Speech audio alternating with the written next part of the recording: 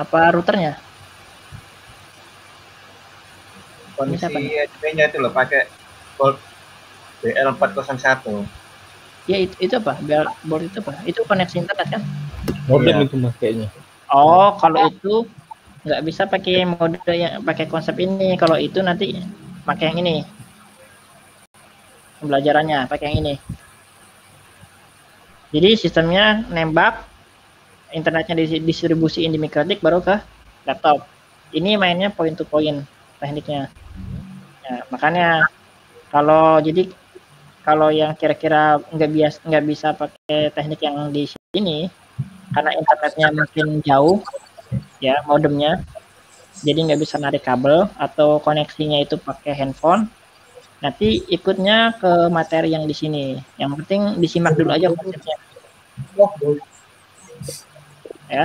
Jadi kita ada 2 cara nih untuk koneksi ke internet. Sekarang pakai ini dulu nih. Ini yang koneksi yang paling sering digunakan tuh ini.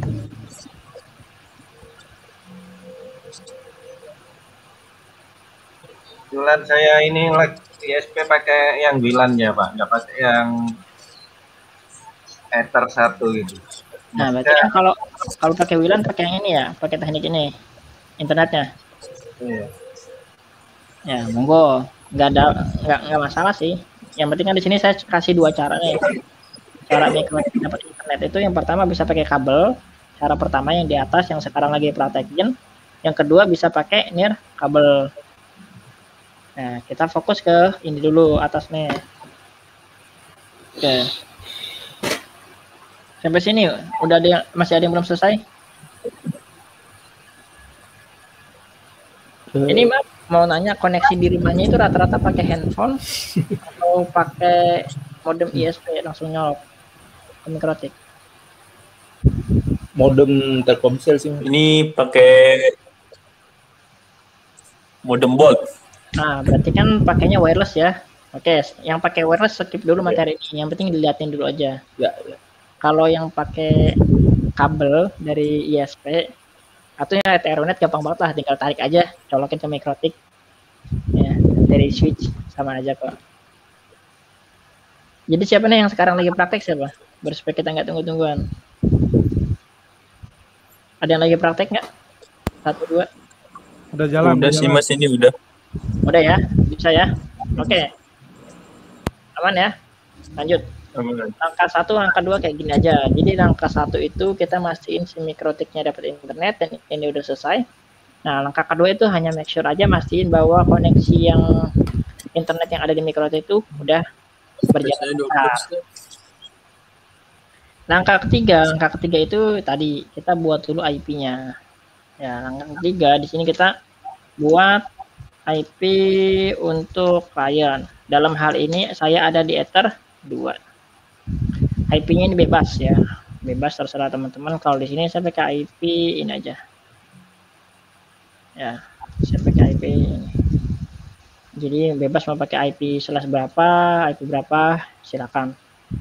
Nah, buat IP dulu saya masuk ke sini, masuk ke IP, pilih address. Nah, ini saya udah buat IP-nya, cuman ini salah tadi, ganti Ether 2. Nah, IP udah selesai. Yang ketiga setelah buat IP poin 4 kita setting NAT dulu. Nah, NAT ini penjelasannya agak panjang nih. Kita mau bikin DHCP server dulu boleh, bikin NAT dulu juga boleh, nggak ada trouble. Ya, kita buat NAT. Nah, atau di sini network address transmission. Nah, ini yang tadi kita sempat bahas masalah IP public, boleh nggak dikasih ke lokal, ada di sini pembahasannya. Nah, cara buat NAT nanti step-stepnya kita jabarin. Yang kelima baru buat DHCP server. Selesai. Nah, sekarang kita coba praktekin yang buat NAT. Masuk ke IP, pilih firewall NAT, kita add. Nah, untuk chain-nya pilih source NAT, untuk interface-nya pilih sumber internet. Nah, terus saya catat tahap-tahapannya. Action-nya pilih masturate. Nah, apply, oke, setting NAT selesai. kok all internet sih, sorry. Ini ether 1, mana ether 1 ini ya. Oke, terus DHCP server, masuk ke IP, pilih DHCP, di sini ada DHCP setup, interface-nya jangan kebalik, ini interface-nya yang arahnya ke klien. Ya, jadi kalau kita bikin DHCP server di MikroTik, pasti destination interface-nya itu arahnya ke klien, bukan arahnya ke modem. Ya, berarti di sini saya pilih tuh laptop. Next, pasti ini IP-nya sama yang tadi kita buat. Ya, kalau di sini ternyata IP-nya kosong, nggak ada IP, itu kemungkinan besar penulisan prefix-nya salah atau jangan-jangan dia nggak pakai prefix. Ini yang sering terjadi. Next lagi. Next aja, pelan-pelan. Oh, udah selesai. Nah, kalau sampai sini selesai, teknik paling cepat itu kita refresh LAN card-nya. Ya, supaya dia ketahuan ada internetnya. Atau kita bisa colok cabut, kita colok lagi. Nah, kalau di sini kelihatan interface saya itu cek klik kanan. Sekarang saya internetnya pakai WiFi ya. Ini ada Ethernet saya udah nyala. Mana? Kok lemot sih?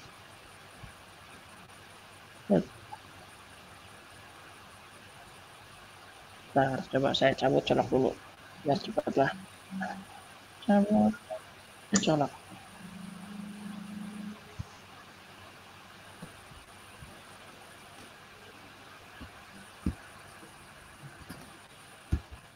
Deng. Ya, not responding. Bentar ya. Oke, kita cek lagi di sini. Nggak mau kebuka. Nah, status.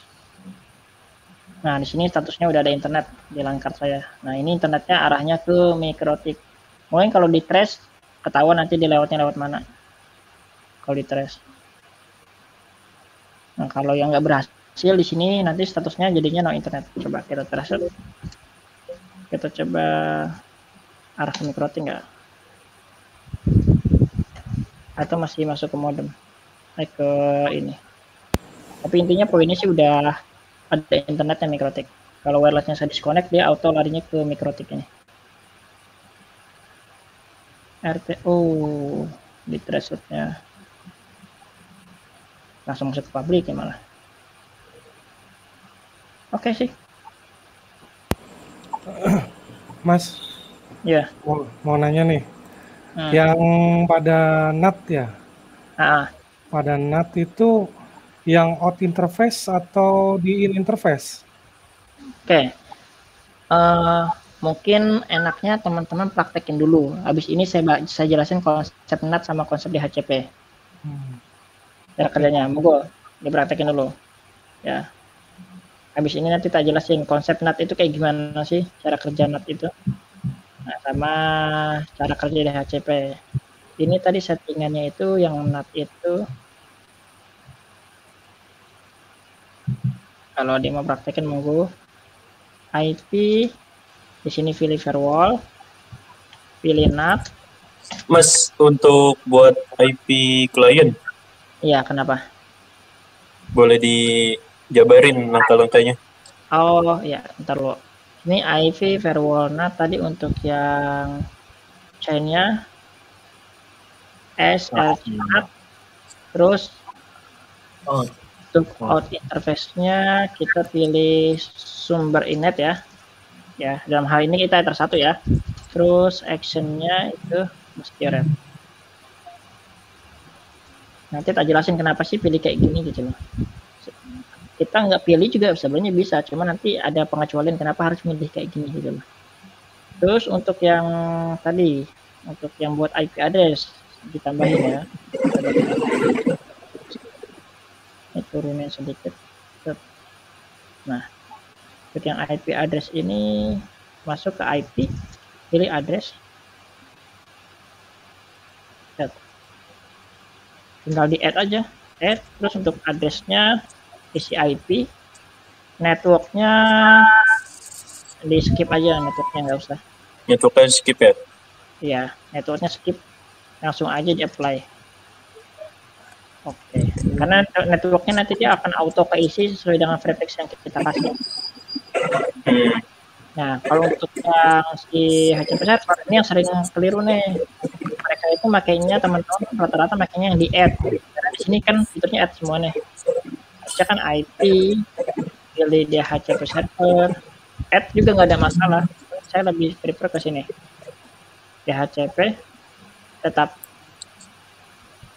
pilih interface-nya. Dalam hal ini saya Ether 2 atau client. Ya, terus next sampai selesai. Udah. Langkah-langkahnya ini aja.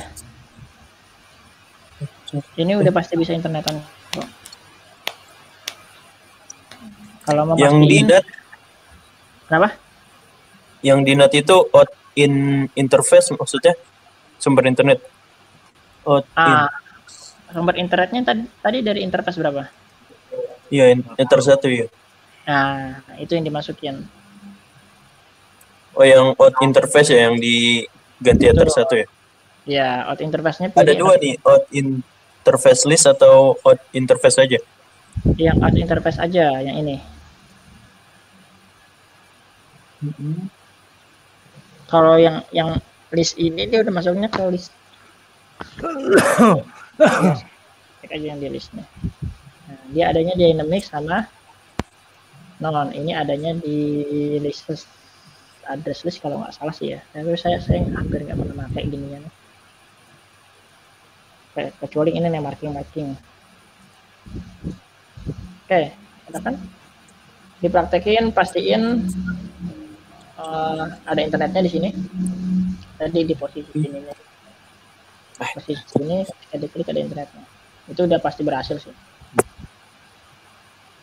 Kalau nggak ada internetnya ya berarti gagal. Nih, kok lemot banget ya. Status.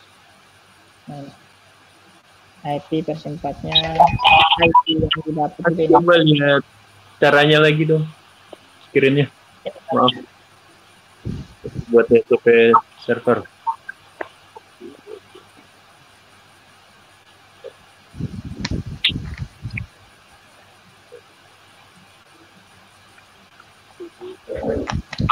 Langkah-langkahnya udah bagus ya, teman-teman bisa random. Yang nggak bisa di random itu IP sama di HCP. Jadi kalau mau buat di HCP harus buat IP dulu. Sisanya boleh random, boleh di HCP lain dulu, boleh NAT dulu, silakan. Tapi best practice ini cara yang tadi saya buat. 1, 2, 3, 4 itu udah runut.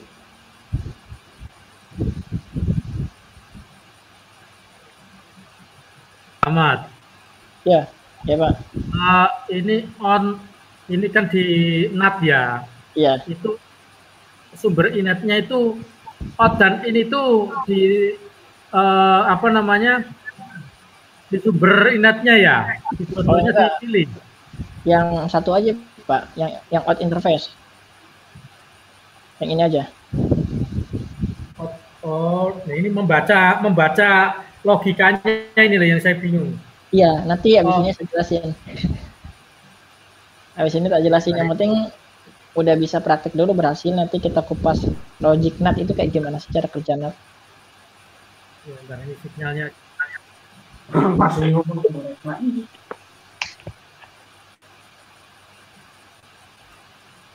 Alhamdulillah berhasil nih Mas. Wah keren. Yang lain coba. Ini dari router Bolt. Nembak WiFi ID. Yang OS oke, berhasil. Keren.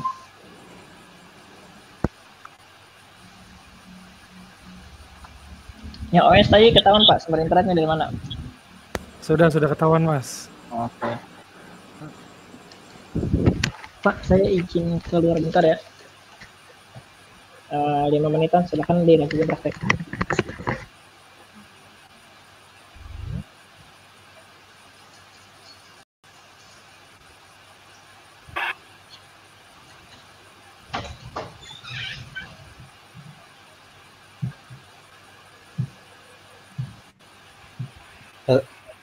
Izin Mas, semua yang tadi berhasil itu sumber internetnya dari IndiHome kah atau gimana Mas? IndiHome Mas. IndiHome. Oh berhasil, memang berhasil ya Mas? Berhasil. Kita pakai modem jadi cuman pantau-pantau aja dulu Mas. Ini dari modem juga kok berhasil. Maksudnya modem Telkomsel gitu Mas atau gimana? Bukan. Kita pakai bot nembak WiFi ID di sini. Oh, sama aja berarti source-nya WiFi ID ya. Kalau saya pakai modem, ibaratnya dapat kayak 60 Mas. Oh, lumayan.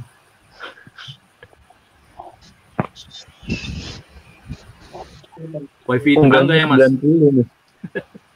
WiFi tetangga ya Mas? Bukan, WiFi sendiri kita pasang di sini. Pasang WMS. Oh berarti maksudnya tetap IndiHome ya ininya. Speedy lah jatuhnya kalau ini. Siap. Berhasil juga Mas? Berhasil ini.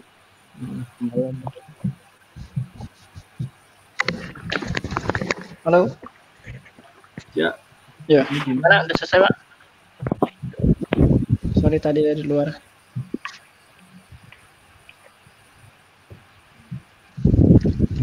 Udah rampung semua?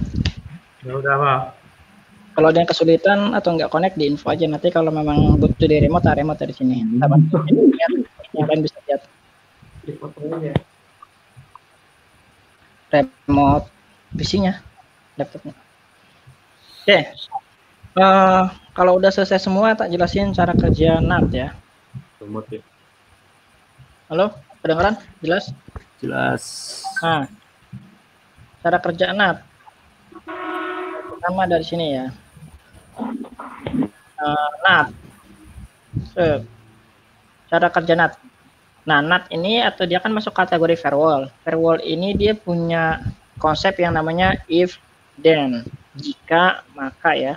Jadi if-nya itu ada di fitur general, advanced, extract.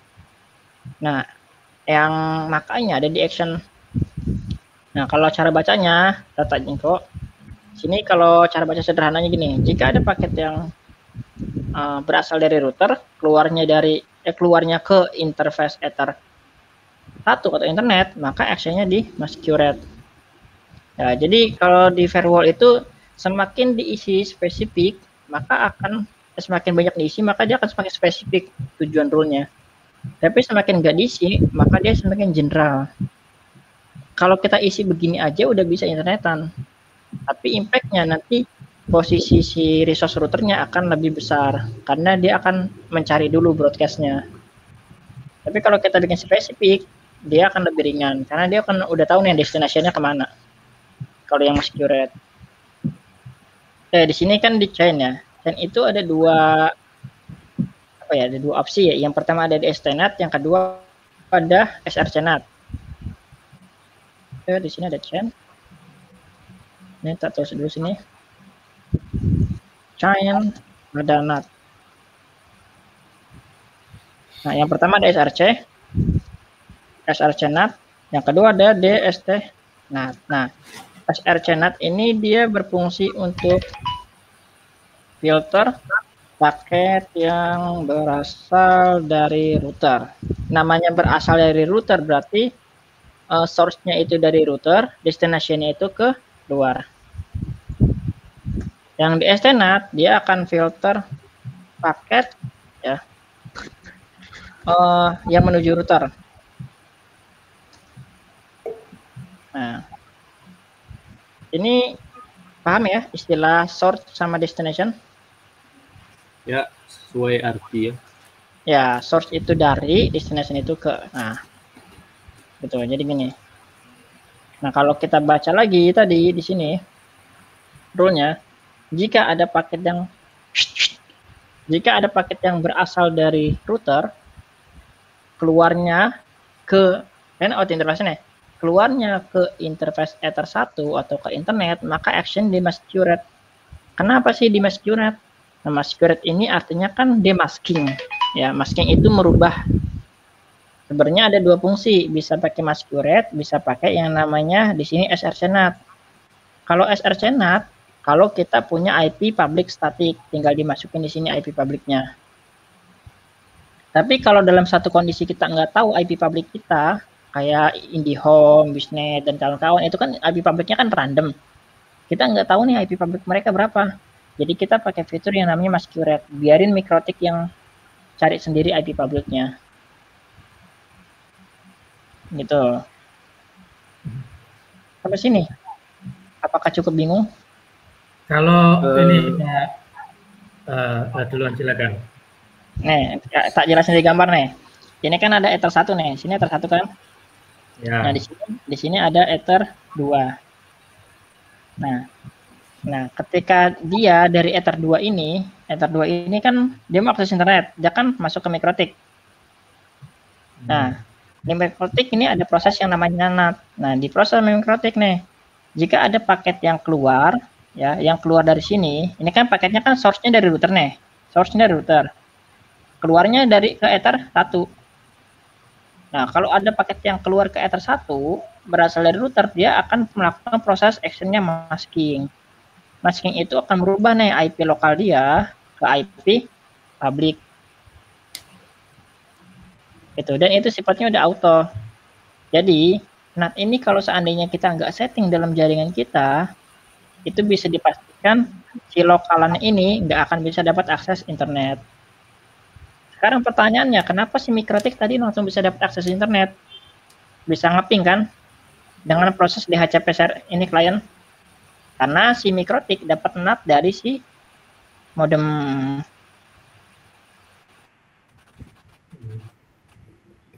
Oke, silakan nanya dulu. Mungkin masih ada yang masih ngambang. Nah, ini Pak, ya ditunjukkan yang tadi Pak Vero, apa yang settingan inbox-nya tadi Pak? Yang ini. Yang di general, betul. Nah, general ini kan kalau dilihat dari bahasanya kan source NAT, ya kan, source dari Mikrotik, ya kan, yang keluar. Bukan, source itu berasal Pak. Ya, source kan berasal ya dari Mikrotik, ada Mikrotik dari router ya. Dari router. Kan? Nah, dia akan keluarin di port di ether 1. Maka action adalah dia ngasih, kalau dibalik gimana Pak? Pertama di destination, terus interface-nya Pak ya. Interface-nya apa ya? Interface-nya ke lokal. Terus masquerade, bisa nggak dia dapat akses internet? Oh, kalau itu tujuannya bukan buat internet Pak, untuk yang DST. Oh, gitu ya. Nah, kan kalau DST berarti dia gini, flow-nya itu kalau DST bukan dari sini. Ya, flow-nya bukan dari sini, berarti flow-nya dari sini kalau DST. Atau flow-nya itu dari Mikrotik yang ada di sini, ya, tujuannya ke sini, tapi dia nggak bisa pakai action masquerade. DST itu actionnya bukan masquerade, coba di sini masuk ya, coba kalau kita kasih DST. Nah, di sini ada kalau tujuannya internet, pasti chainnya SRC. Dia cuma ada dua action. Yang pertama masquerade, yang kedua ada SRC NAT. Itu aja actionnya. Ya, cuma bingung sih Pak, logika ininya bingung saya Mas kalau di masalah firewall ini. Logikanya gampang gini, kalau kita mau internetan, setting NAT itu pasti SRC. Nah, pertanyaannya kapan kita gunain DST? Nah, pernah dengar istilah fault forwarding nggak? Atau ngelempar traffic? Pernah, coba nggak pernah praktek dan nggak ngerti konsepnya Pak. Jadi gini, ketika dia mau akses ke YouTube, akses ke Google atau diakses kemana ya, nanti ternyata si klien ini nggak akan dapat akses Google, yang didapat malah akses service lain, misalnya kayak ke web server kah, atau mungkin gambar-gambar aneh kah.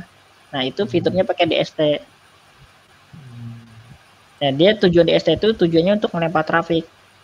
Ya, jadi tapi yang di hit itu adalah IP si router yang di hit. Jadi nanti tinggal routernya yang lempar paketnya. Contoh di sini router punya IP nih 121.23.1. Nah, ketika di hit 123.1 ada port khusus, dia akan melempar traffic, entah itu ke lokal lagi, ke web server lokal, atau mungkin akan dilempar traffic kemana gitu loh. Atau mungkin dibalik, seandainya routernya punya IP public nih, IP publicnya tadi 1, 2, 2, 4 contoh. Nah, ada PC nih yang akses dari sini. Nah, PC akses dari sini, terus dia akses ke IP public ini. Nah, berarti kan posisinya kan destinasinya router, betul nggak? Nah, kalau ini udah jelas destination router, nah tinggal si routernya mau diapain nih ketika ada orang yang akses ke IP publicnya dia. Entah itu langsung redirect ke web servernya yang ada di sini, atau mungkin cukup untuk buka Winbox WiFi yang ada di sini, atau Winbox yang ada di sini, atau mungkin dilempar ke traffic lain. Gitu. Kayak VPS lokalan gitu Mas ya? VPS lokalan bisa jadi ya. Poinnya port forwarding, gampangnya gitu ya. Iya. Jadi kayak kita punya web ya, kita punya web pasang di server kita, model kayak begitu bukan?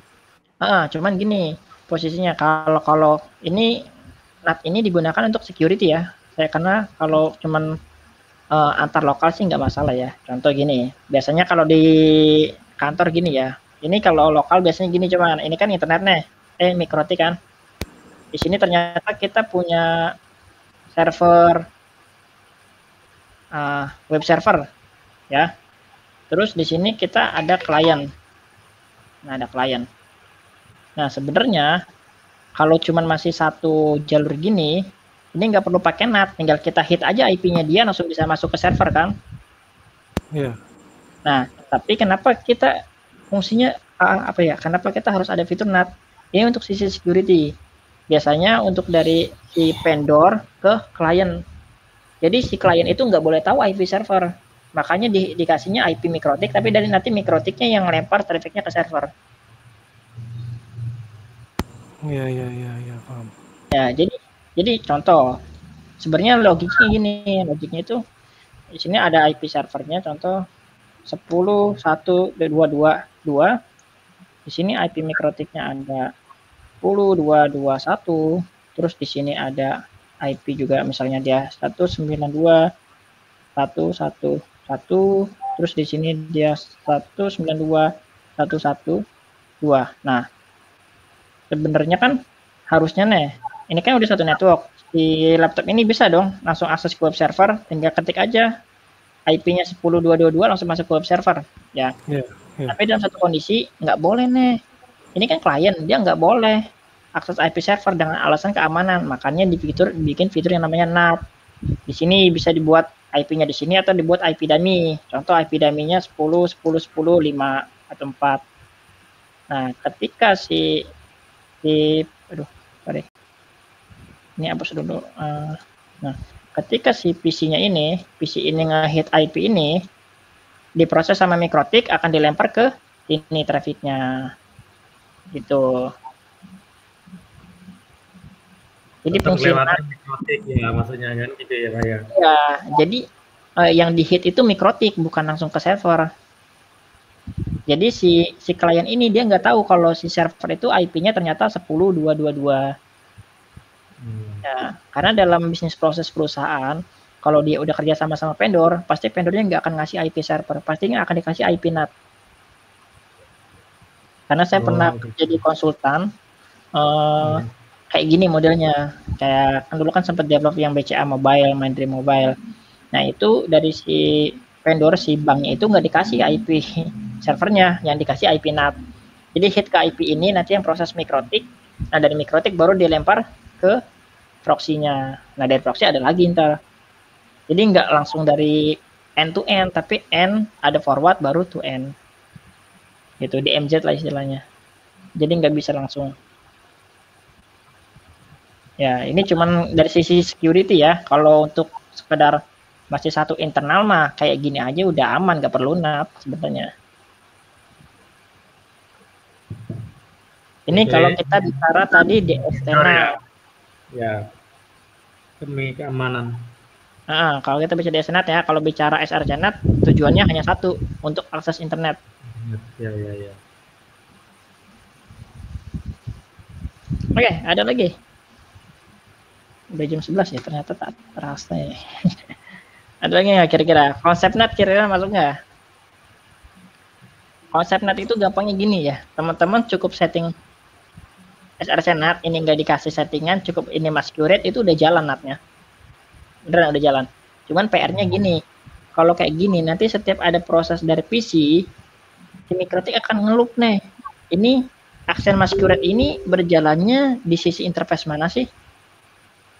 Dia akan nyari ether 1, ether 2, ether 3, ether 4, dan terus ngeloop kayak gitu dia. Setiap ada request nyari, ada request nyari, ada request nyari.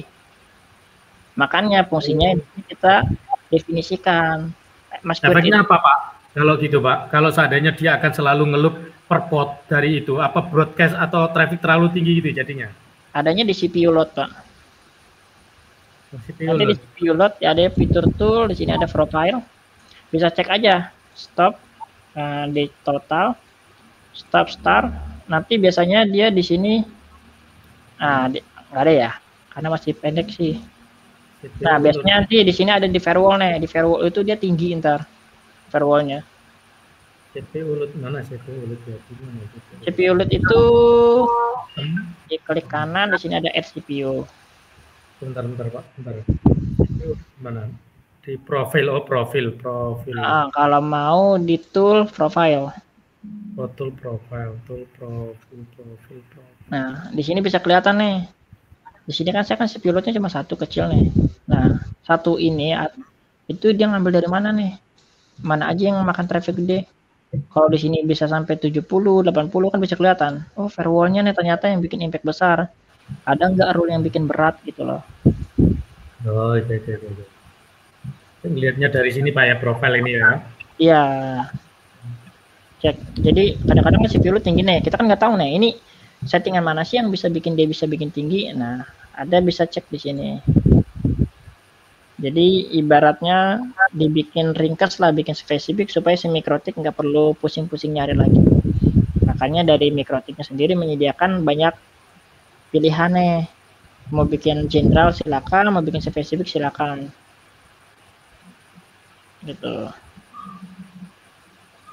Oke, paham. Gimana yang lain? Ngantuk nggak? Ngantuk sih enggak sih. Ngantuk sih enggak. Yang lain gimana teman-teman yang lain nih? Paham nggak kira-kira kalau konsep NAT? Atau mungkin ada yang keliru, monggo diluruskan, jangan sungkan. Ya kalau settingannya itu sih paham Pak. Kalau settingannya short sama masquerade sama out internetnya itu yuk paham aja. Cuma kita memaksa logika berpikirnya itu loh Pak. Kalau saya ini kan ya ngerti itu. Oh caranya untuk bisa internet ini nggak tahu. Cuma logika ininya kita. Kalau saya pribadi kan hanya hafalan, meniru-niru yang ada di internet kan itu. Tapi di otak ini kok bisa ya lari ke situ-situ gitu loh. Gitu loh maksudnya itu. Logikanya yang belum dapat. Kalau itu sih belajarnya di control flow Pak. Di Mikrotik ada istilah control flow, di situ ada dia lari kemana ada. Cuman paling gampang tadi sih logikanya kita pahami ini. Yang SRC NAT itu artinya apa sih?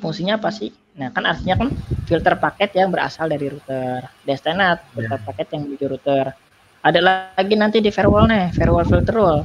Di sini ada chain yang namanya forward, input sama output.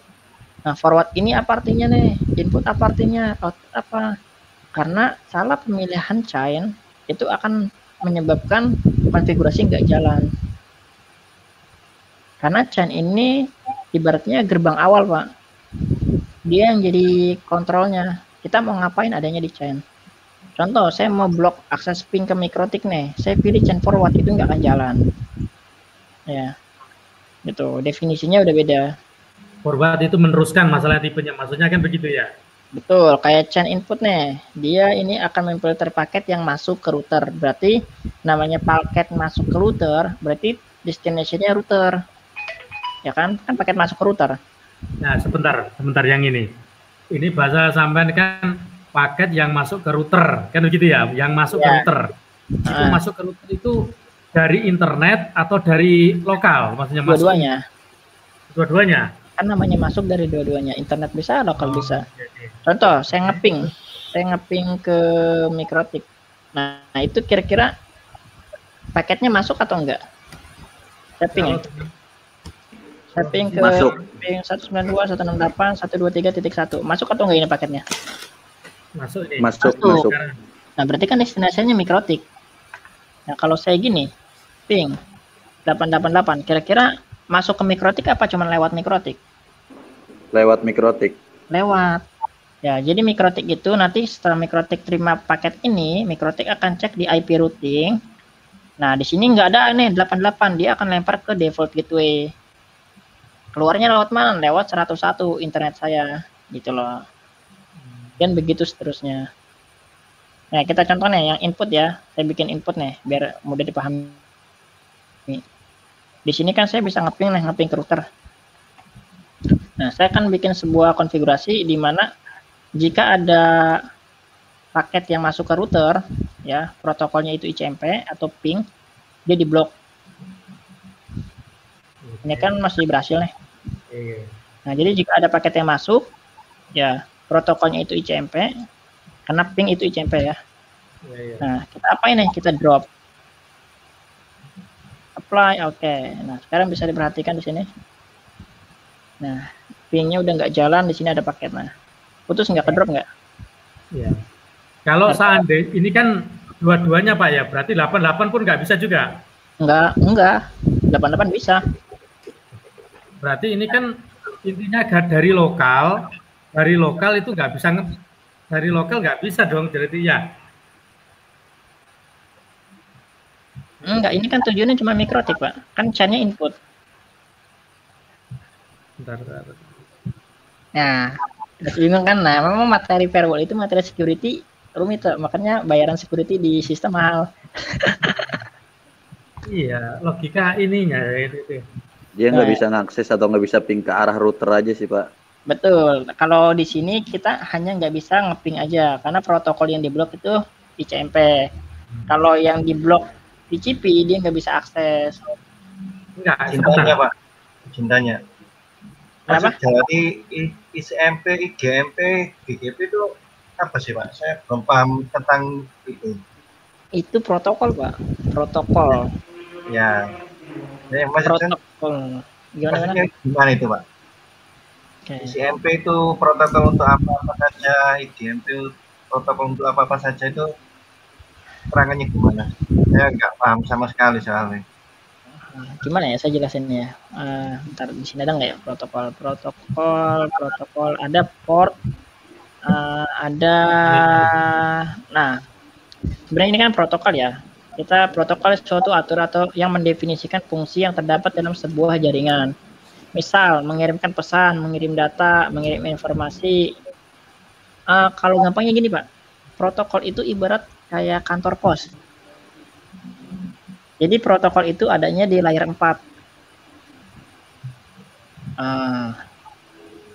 Gimana ya? Semoga masuk ya maksudnya ya. Nah, gini.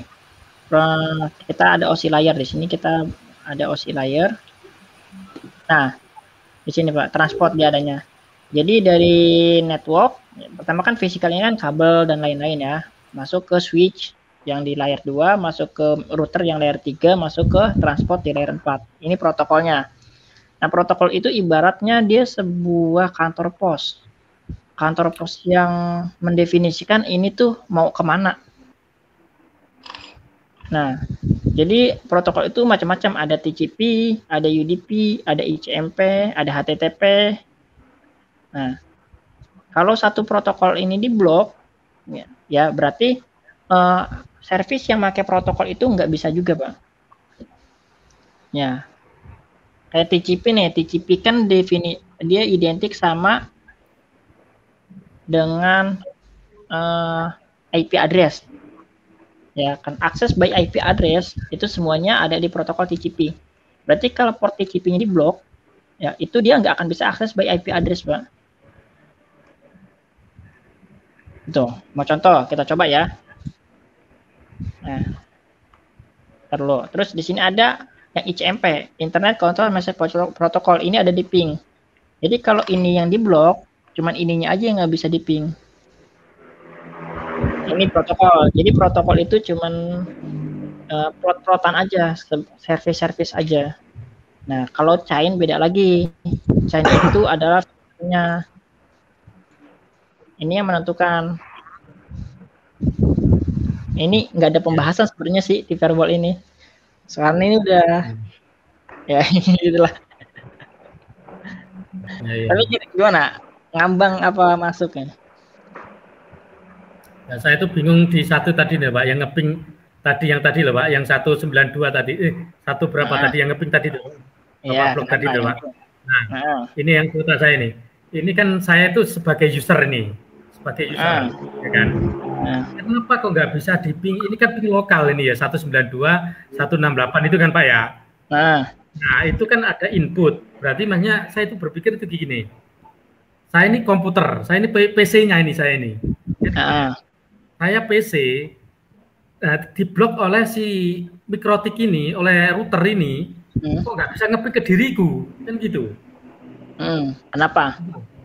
Nah, ya kenapa? Gitu loh. Yang ditanyakan ini kenapa nggak bisa ngeping, atau yang ditanyakan ini tujuannya apa? Ya ini Pak, ini kan input ya, input sama kan kosong, Bapak klik 2 kali aja yang itu. Klik 2 kali itu. Nah, ini kan nggak ada settingan apapun ini, hanya input itu aja. Iya, ICMP settingannya. Hanya ini aja kan?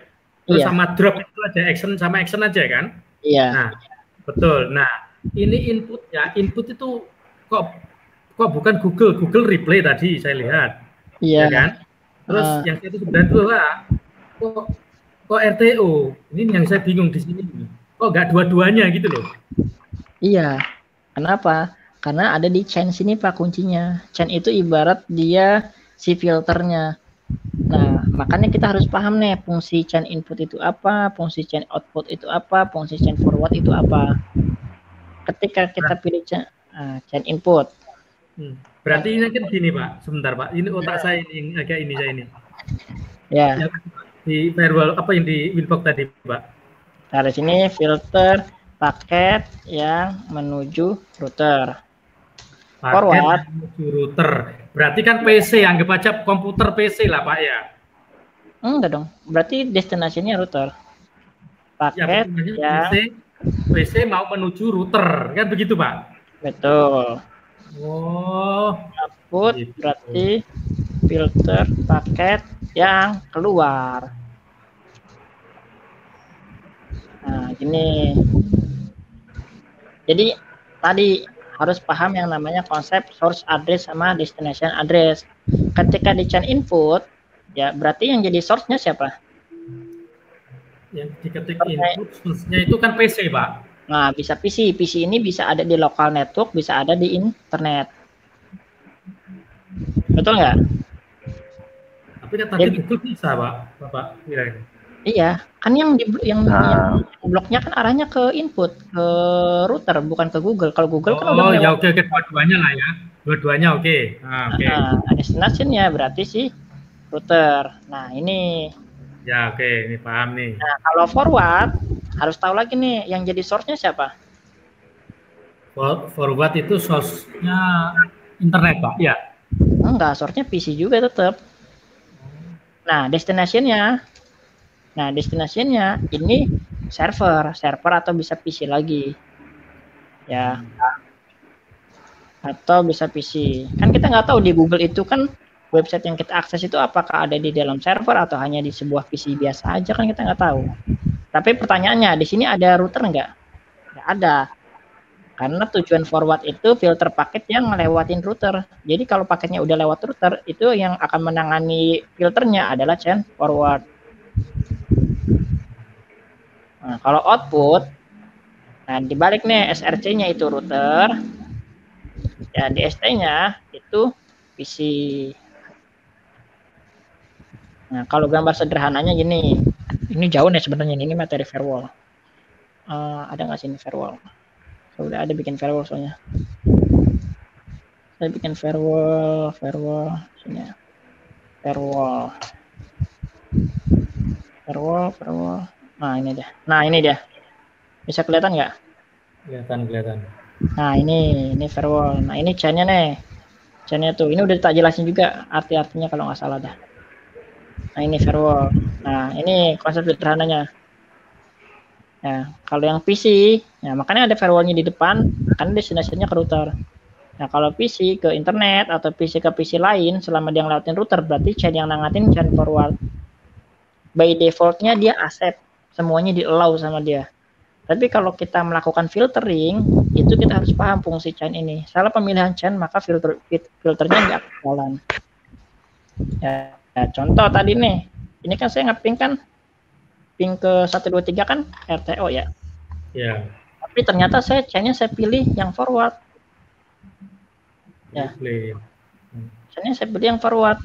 Nah, di sini dia akan reply. Masuk sih. Ping 192.168.123.1. Nah, masuk kan? Ya, karena apa? Karena salah pemilihan chain. Yang di blok itu yang lewatin router. Padahal yang kita mau blok itu yang aksesnya tujuannya ke router. Gimana? Ya, saya lihatnya ini lebih cenderung ke ini ya, saya lihat. Security. Oh, paham saya. Intinya orang ini yang di filtering ini bukan di routernya, tapi lebih ke PC-nya sih Pak, saya lihatnya itu ya. Tergantung sih Pak. Izin bantu jawab Pak Ahmad. Sesuai sama saya juga ngalamin sama kayak Bapak ini waktu pas bingung ini kenapa gitu. Cuman kalau saya itu waktu pas dijelasinnya input masuk router sama juga kayak Pak Ahmad jelasin. Input masuk router, forward lewat router, terus output keluar dari router lewat mana gitu. Nah, nanti kalau Bapaknya bingung, Bapak ulang-ulangin aja tuh kalimat-kalimat itu atau catat. Mungkin Pak Ahmad bisa jabarin tuh versi skripnya, nanti dijabarin penjelasannya, Pak. Iya, ada di modul ini. Ya. Jadi, ya memang harus hafal itunya sih. Nah, ini konsepnya. Nah, ini udah tak jelasin. Oke, saya baca lah yang ini nanti nih, Pak. Pak. Ya, intinya gini, Pak. Kalau firewall itu dia itu pasti digunakan untuk sisi security. Firewall. Ya, tapi di Mikrotik banyak nih, ada NAT, ada mangal. Ya, itu nggak buat security. NAT, mangal itu biasanya hanya untuk koneksi sama marking paket. Tapi kalau yang di filter rule itu untuk security. Nah, di Cisco juga ada namanya access list, ACL kalau di Cisco itu. Sama, dia tujuannya buat firewall juga. Oke. Jadi panjang ya, jadi ke filter rule ya. Oke, udah ini kan aja Pak. Yang penting nanti saya baca-baca, yang penting setidaknya sudah tahu gambarannya saya udah. Ya memang. Mas, kalau Ether 3-nya mau didistribusikan lagi, caranya gimana ya? Ether 3 mau didistribusikan lagi, ada yang bisa bantu jawab caranya gimana? Gimana? Ternyata Ether 3-nya mau didistribusiin lagi nih. Ada klien lagi di Ether 3, ada yang bisa bantu jawab gimana caranya? Buat network lagi di Ether 3, Pak. Oke, berarti kan sini Ether 3 nih, ke sini kan. Nah, berarti tinggal ulangin langkah yang poin berapa? Ya poin ini Pak, poin ini Pak. Poin berapa? Pembuatan 3. IP address 3. Oke, ulangin langkah poin 3 sama poin berapa? Sama DHCP server itu 5 Pak. Oke. Udah 345 Pak. Ya. Iya. Pertanyaannya, kenapa NAT-nya nggak diulangin? Sudah ada di awal Pak di Ether 1, karena Ether 1 terhubung langsung ke internet. Nah, kalau saya buat internet buat di sini lagi, kira-kira NAT-nya perlu bikin lagi nggak? Ternyata di sini connect-nya ke Ether 5 nih. Kira-kira saya perlu buat NAT nggak? Buat Ether 3, karena NAT yang tadi itu buat Ether 5. Kalau seandainya saya punya 2 sumber internet, nah kira-kira saya buat NAT-nya 1 atau 2? 2 ya. Out interface-nya kira-kira yang ini apa? Kalau ini di Ether 5 out interface-nya apa? 5 sama 1. Oke, paham ya sampai situ ya. Iya. Nah, intinya NAT internet itu dia sama sumber internet. Kalau kita cuma punya sumber internet satu, ya udah bikin satu NAT aja. Mau itu ada port 10 atau cuma portnya ada 3 yang kepakai buat distribusi klien. Kalau NAT-nya cuma satu, internetnya cuma satu, ya bikin NAT satu. Tapi kalau kita punya internetnya 2 atau 3, ya NAT-nya 2 atau 3. Oke, berarti intinya kalau sumbernya internetnya tergantung berapa jumlahnya Pak ya. Betul. Kalau ada 3 ya NAT-nya 3 gitu Pak ya. Betul, makanya acuannya ada di sini, di out interface. Kalau kita masang lagi di Ether 2 nih, sumber internet, berarti kan kita bikin 2 NAT, yang satu Ether 1, yang satu Ether 2. Ya. Oke, paham. Dah. Oke Mas, tambahan pertanyaan, mungkin melanjutkan dari yang tadi, untuk didistribusikan lagi via melalui metode VLAN mungkin Mas. Kalau metode VLAN ya, VLAN bisa.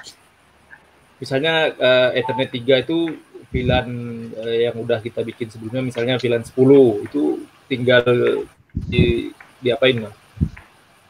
Distribusi yang VLAN ada 2 cara Mas. Mas bisa pakai switch manageable atau Mas bisa pakai metode yang PPPoE. Ya itu ini jawabannya. Enggak mesti ada contohnya, mungkin dicontoh di sini Mas.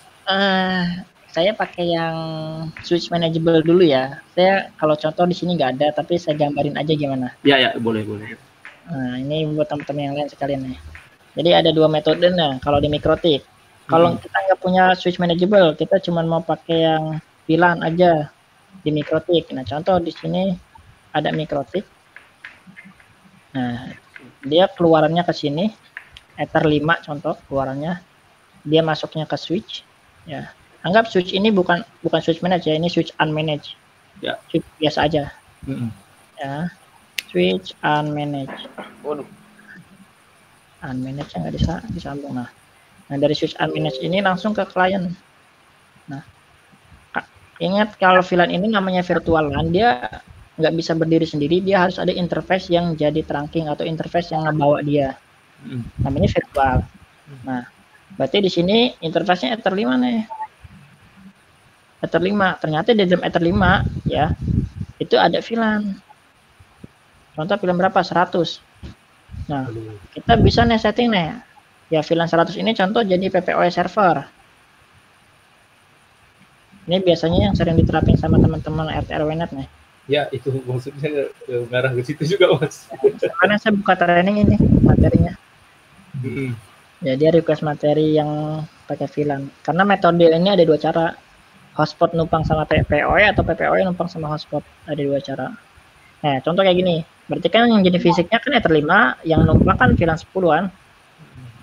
Nah, ini tinggal posisinya di sini aja. Bikin akun aja, bikin akun di sini. Nanti dia auto ketika dia arahnya ke VLAN 10, VLAN 100, nanti dia akan masuk ke akunnya ke sini. Kalau cara pembuatannya gini, masuk ke interface, pilih VLAN. Di sini contoh saya bikin VLAN-nya VLAN 100 atau VLAN PPPoE. Untuk VLAN ID-nya 100. Sorry. Nah di sini yang mau jadi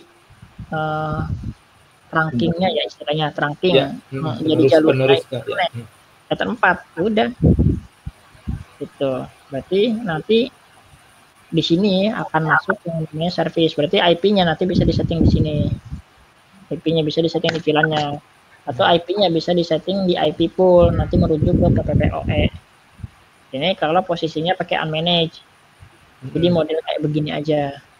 Nah kalau dia posisinya pakai switch managed, beda lagi. Kalau pakai switch managed, di sini saya ini dulu. Sama modelnya model tracking juga, cuman biasanya di switch manage-nya itu yang disetting. Ya. Contoh di sini ada VLAN 100, di sini ada lagi nih, ada VLAN lagi.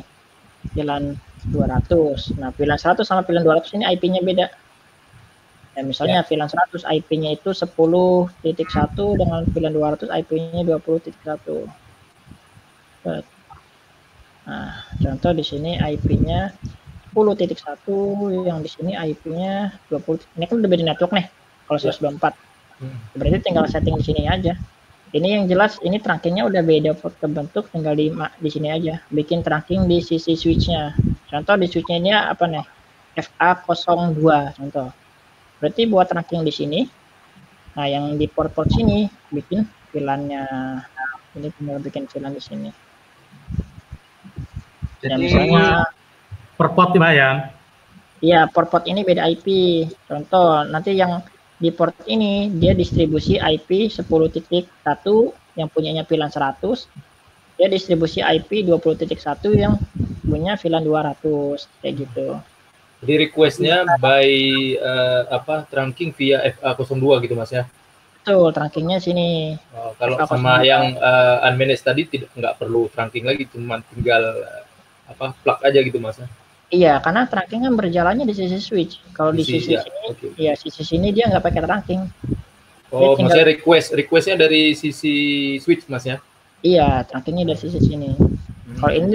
Kalau ini mau di Cisco pun dia nggak bikin trunking, dia cuma bikin sub interface aja. Kalau di sisi Cisco nanti trunkingnya yang arah ke router. Itu dia switch mode trunk kalau di sini.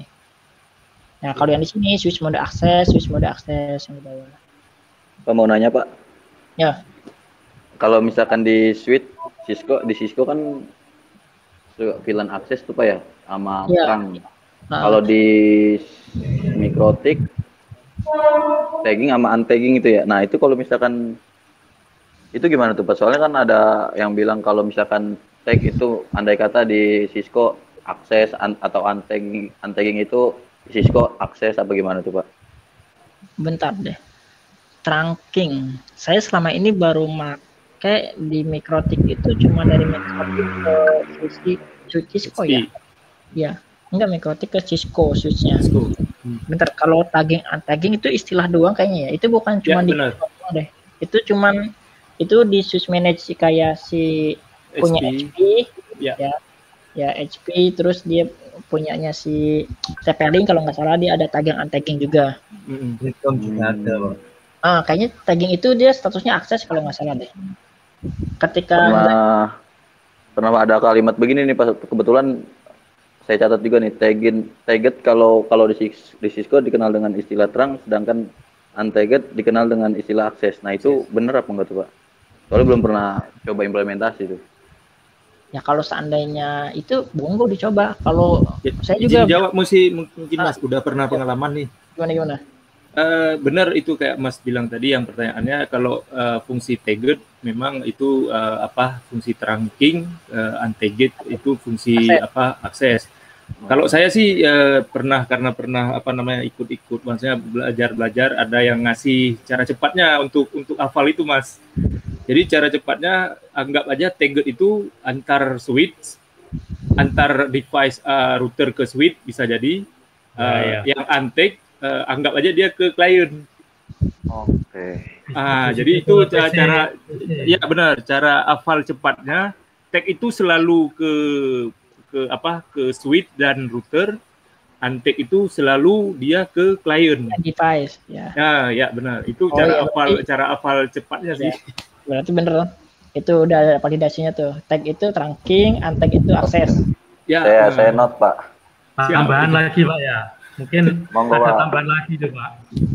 Kalau istilah koneksi kabel itu kalau cross itu antar perangkat, switch ke switch. Ya benar. Kurang lebih seperti itulah. Hub itu ke komputer gitu loh Pak. Sama. Tapi di lapangan nggak kenal istilah cross sama strike sama. Ya betul Pak. Di lapangan itu dicampur aja jalan tetepan Pak. Setelah ketemu itu dia tetap jalan. Karena yang dipakai itu cuma 1, 2, 3, 6. Yang dipakai untuk RxPX. Teori dan standarisasinya kan gitu Pak. Cross kalau alat ke alat kan gitu Pak. Betul. Itulah Mas tadi kira-kira gitu cara ingatnya tag selalu ke ini. Oke Pak, saya note tuh Pak, terima kasih banyak tuh Pak. Sama satu lagi nih Pak, mungkin ada yang pernah ngalamin atau pernah coba implementasi. Mungkin kan udah sering tuh untuk satu interface hotspot sama PPOE ya. Iya. Karena keterbatasan port, jadi andai kata RB750GR3 kan 5 port 1 buat internet, 4-nya ini saya bridge, terus bridge ini saya jadiin hotspot sama PPOE. Mungkin ada yang udah pernah apa gimana? emang kayak gitu. Bisa nggak, Pak? Bisa. Bisa, tapi nanti si PPOE-nya interface bridge apa interface fisik yang nyolok? Nah, tergantung skemanya mau kayak gimana. Kalau skemanya PPOE-nya numpang di hotspot, berarti Masnya setting hotspot dulu, baru setting PPOE. Nanti PPOE-nya untuk interface-nya pilih yang bridge. Untuk yang hotspotnya gimana, Pak? Iya, kalau modenya PPOE-nya numpang di hotspot, Masnya setting PPOE dulu, setting hotspot dulu. Udah rampung kan? Iya. Nah, baru bikin yang namanya PPOE server. Nanti interface-nya diarahkan ke bridge. Nanti dia auto si interface yang masuk ke bridge itu, dia auto udah ada dial PPOE sama hotspot. Itu. Kalau dia pakai yang PPOE numpang di bridge.